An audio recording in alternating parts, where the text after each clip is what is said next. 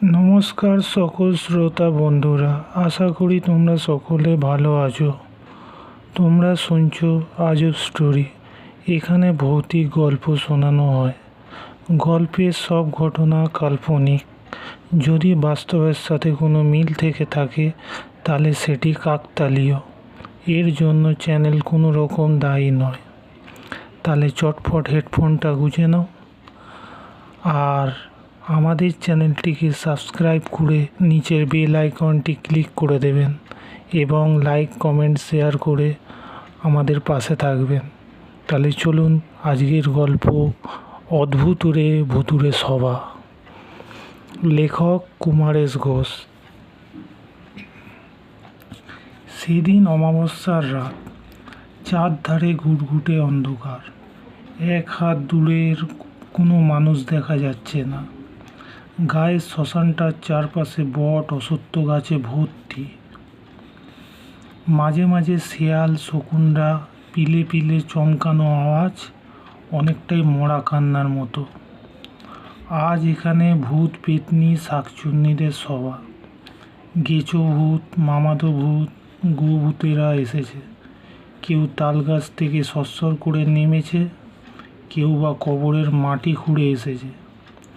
সব ভূতেরা মিছিল করে এখানে এই শ্মশানে জমায়েত হয়েছে।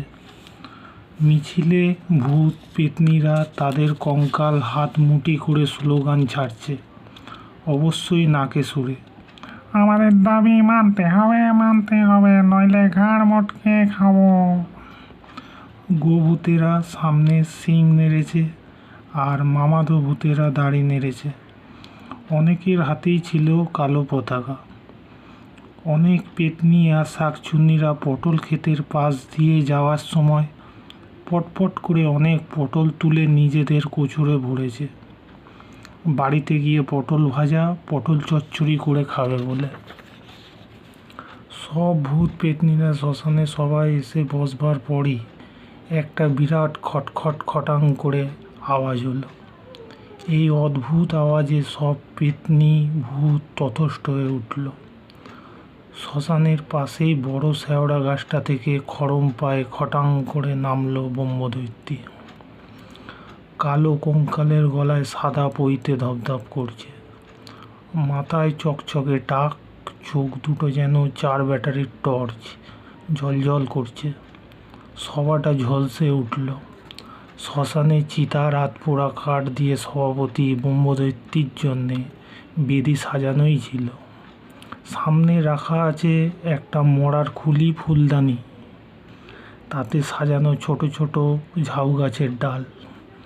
ব্রহ্মদৈত্যী বেদিতে পায়ের উপর পা রেখে বসল। শ্মশানে এদিকে ওদিকে অনেক শুকনো মালা পড়েছিল।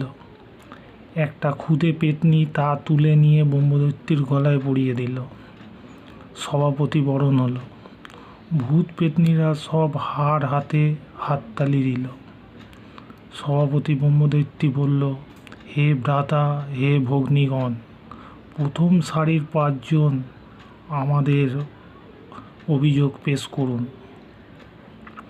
5 জনই বলেই যথেষ্ট, কারণ 5 জনে যা বলে তাই সত্যি বলে মেনে নেওয়াই নিয়ম। এখানে বলে রাখি, কথাগুলিতে চন্দ্রবিন্দু যোগ করে নাকি সুরেই বলল সভাপতি, এবং অভিযোগ জানানো হলো নাকি সুরেই। ছাপার অক্ষরে চন্দ্রবিন্দু টাইপ কম পড়তে পড়ে, তাই বাদ দেওয়া হলো। মামাতো ভূত দাড়ি নেড়ে বলল, আর কবরের জন্যে জমি পাওয়া যাচ্ছে না। জমির দাম খুব বেড়ে গেছে, তাই কবরখানা পর্যন্ত বিক্রি হয়ে যাচ্ছে। এর বিহিত করুন। গেঁচো ভূত বলল, সব গাছ কেটে ফেলা হচ্ছে সড় করবার জন্যে, থাকি কোথায়? মেচোতো ভূত বলল, আমাদের কোল্ড স্টোরেজে রাখা হচ্ছে, শীতে হাড় কাঁপুনি, ঠান্ডা, একবার মরেও আবার মরে যাওয়ার জোগাড়। গোভূত বলল, আমাদের হাড়, চামড়া, শিং দিয়ে নানা জিনিস তৈরি করছে।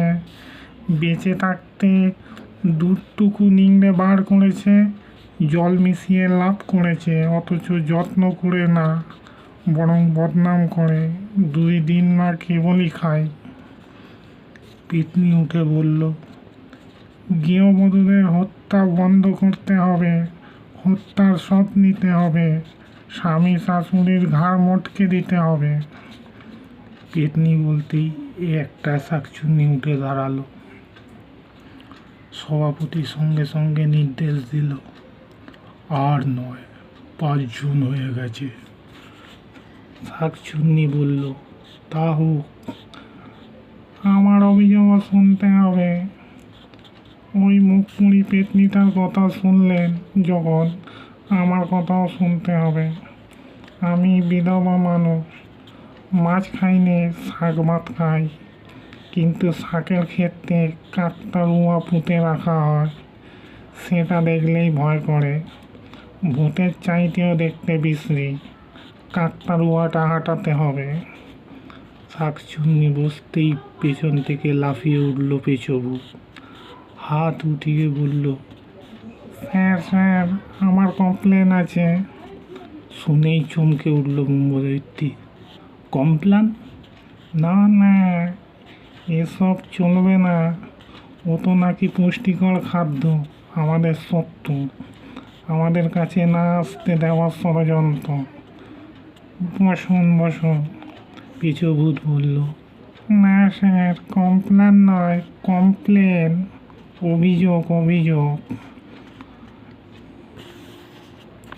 সভাপতি ব্রহ্মদৈত্যী বলল, ঠিক আছে, আপনি বসুন। আমি আপনাদের সকলের অভিযোগ শুনলাম। আমি তাল গাছের গেচোভূতকে নির্দেশ দিচ্ছি, তিনি সব অভিযোগ তালপাতায় লিপিবদ্ধ করে যমরাজের সেক্রেটারি চিত্রগুপ্তর কাছে পাঠিয়ে দেবেন।